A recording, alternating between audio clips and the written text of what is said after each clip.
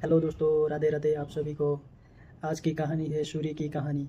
इस कहानी आप लोग देखिए और कमेंट में बताइए, साथ ही लाइक शेयर भी करिए और फॉलो भी करिए। Thank you. सूरी की कहानी आगे देखिए और एंजॉय करिए।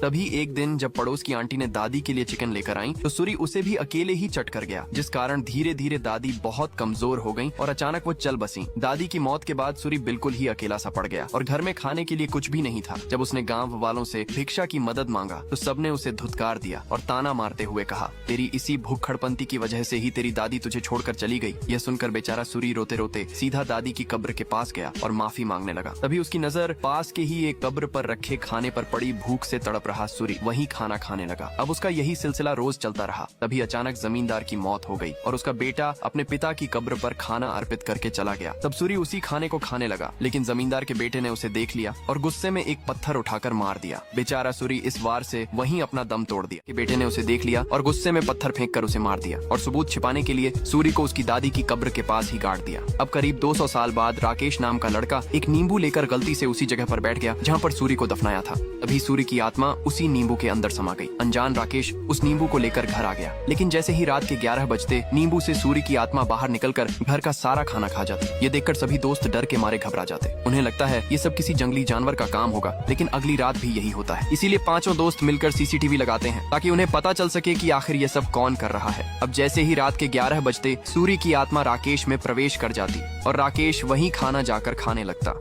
ये सब देखकर चारों दोस्त राकेश पर बहुत गुस्सा करते। अब जैसे ही रात के 11 बजते सूरी की आत्मा राकेश में प्रवेश कर जाती और राकेश वहीं खाना जाकर खाने लगता। ये सब देखकर चारों दोस्त राकेश पर बहुत गुस्सा करते, लेकिन तभी राकेश पूछता है, मैंने तो सिर्फ आज ही खाया, पर पिछले 2 दिनों से कौन खा रहा था। ये सुनकर सब शांत हो जाते हैं। अगले दिन पांचों दोस्त एक नई योजना बनाते हैं। वो सबके सामने बिरयानी रखकर 11 बजने का इंतजार करने लगते हैं। जैसे ही 11 बजते हैं अचानक नींबू बाहर निकलकर रवि में प्रवेश कर जाता है और वह बिरयानी को जमीन पर रखकर सूरी की तरह खाने लगता है। ये सब देखकर बाकी दोस्त डर से कांप उठते हैं। रोज रोज के टॉर्चर से परेशान होकर प्रणोद नींबू को शहर से दूर फेंक आता है ताकि वो भुक्खड़ आत्मा फिर न लौट सके। लेकिन जैसे ही प्रणोद घर लौटता है वही नींबू फिर चारों दोस्तों के सामने अचानक प्रकट हो जाता है। नींबू को वापस से घर में देखकर सभी दोस्त डर जाते हैं, लेकिन तभी उनमें से एक दोस्त गुस्से में नींबू को उठाकर बाहर फेंक देता है और फिर घर के सारे दरवाजे बंद कर देता है। उसी समय एक बूढ़े आदमी की लाश गाँव वाले ले जा रहे होते हैं। वही नींबू उसी लाश के ऊपर जा गिरता है और सूरी की आत्मा उसके अंदर चली जाती है और अचानक वही मृत बूढ़ा जाग कर उन्हीं पांचों दोस्तों के घर पहुंच जाता है और जमीन पर सारा खाना उड़ेल कर बिल्कुल सूरी की तरह खाने लगता है। बेचारे पांचों दोस्त उस आत्मा से बहुत ज्यादा परेशान हो जाते हैं। अब पांचों दोस्त सूरी की भूखी आत्मा से पीछा छुड़ाने के लिए वो एक साधु बाबा के पास जाते हैं।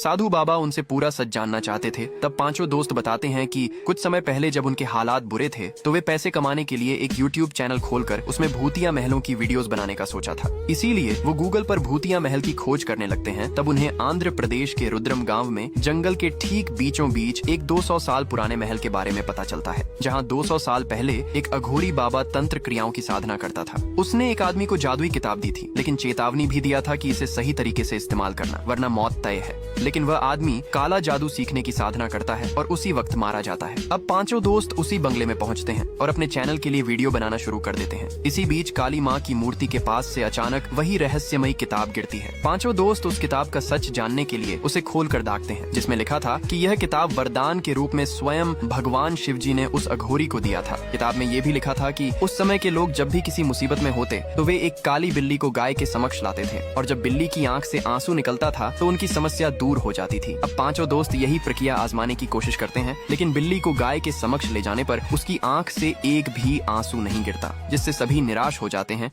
अब पांचों दोस्त बिल्ली को गाय के समक्ष ले जाने पर उसकी आंख से एक भी आंसू नहीं गिरता, जिससे सभी निराश हो जाते हैं। लेकिन फिर उन्हें एक दूसरी विधि का पता चलाता है, जिसमें अगर रात के समय श्मशान पर नींबू हाथ में लेकर मंत्र का 8008 बार जाप किया जाए तो हर इच्छा पूरी हो सकती है। लालच में आकर वे सचमुच श्मशान पहुंच जाते हैं और जाप शुरू कर देते हैं, लेकिन सुबह होते ही गाँव वाले उन्हें पकड़ लेते हैं और काला जादू करते देख गुस्से में पीट पीट कर उनकी लाल कर देते हैं। अब पांचों दोस्त उस किताब की झंझट छोड़कर अपने अपने काम पर फोकस करने का ठान लेते हैं और प्रणोद अपने ऑफिस चला जाता है। लेकिन जब प्रणोद शाम को अपने घर वापस पहुंचता है तो देखता है कि घर का सारा सामान इधर उधर बिखरा पड़ा था और उनका बनाया हुआ खाना भी किसी ने सफा चट कर दिया था। यह सब देखकर प्रणोद को बहुत गुस्सा आता है और वह अपने